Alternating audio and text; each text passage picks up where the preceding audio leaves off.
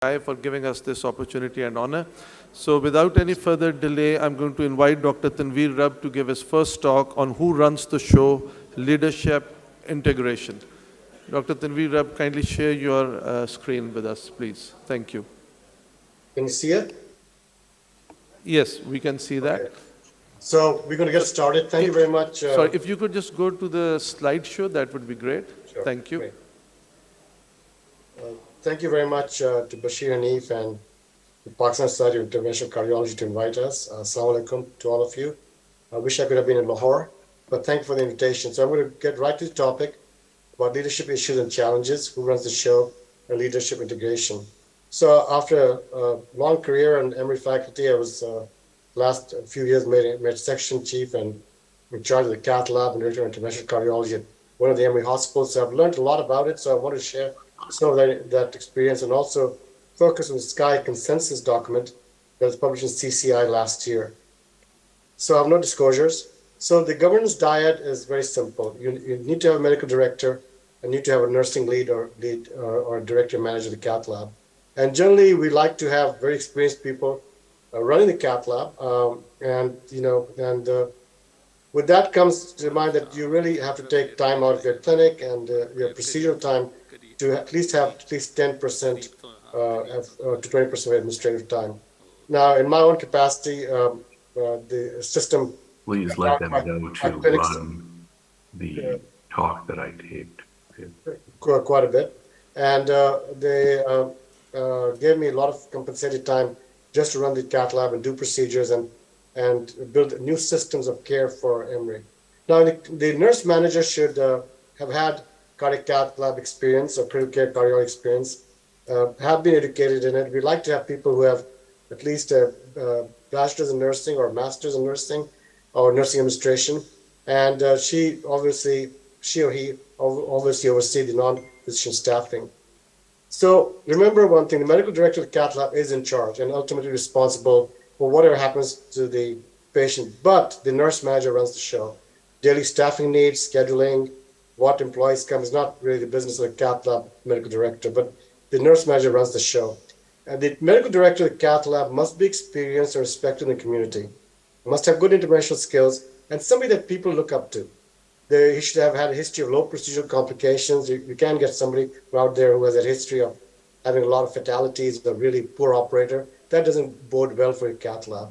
And again, the medical director should be able to bail out patients and help other operators in the lab as a senior guy, as the buddy, or somebody that people can look up to help other operators in critical situations. And again, able to justify and defend his or her care.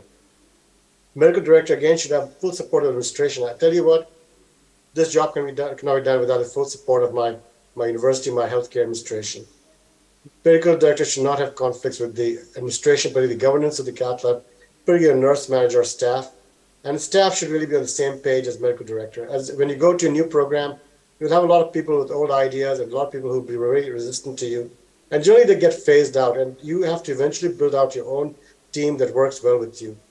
The medical director also ensures volume of growth and profits to justify expansion in services. So if you're a low volume operator or your cath lab is not doing well and you have equipment sitting out there idle, does not bode well with you. But if you grow the program and make money, you can ask more services, more cath labs, more equipment, and state-of-the-art stuff. The governance is a principle of management of industry relationships. You always have somebody from the industry and always coming up to your cath lab with some new device, asking you to support it, take you to programs, conferences, etc. But you need to manage that well in an unbiased kind of manner. At least in the Western countries or in Europe, the system does not tolerate industry interference in terms of monies given to individuals for purposes of dinners, conferences, going overseas, etc. You must have policies. You must incorporate guidelines, standardized care, new data, new procedures which are justified. And you must give cost and revenue value. You must balance your expenses with what you generate, so you have a profit margin.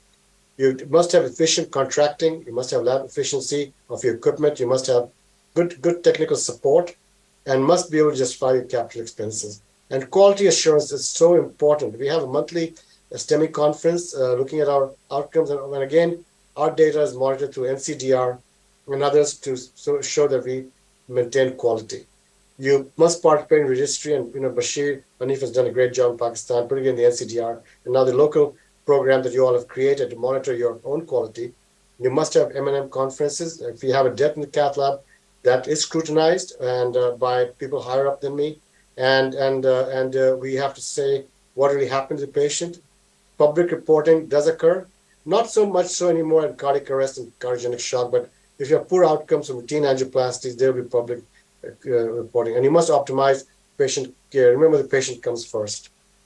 So what about the operators? We prefer to have board certified operators who have good training, at least more than 400 PCIs in the training, and be able to maintain a case volume of more than 50 PCIs a year, including 11 primary PCI for STEMIs. Now, this number is sort of arbitrary, but of course, as you have more volumes, you'll have better outcomes. This is just the minimal standards that's been included because basically California and all have very low volume operators, not exceeding 50 PCIs a year.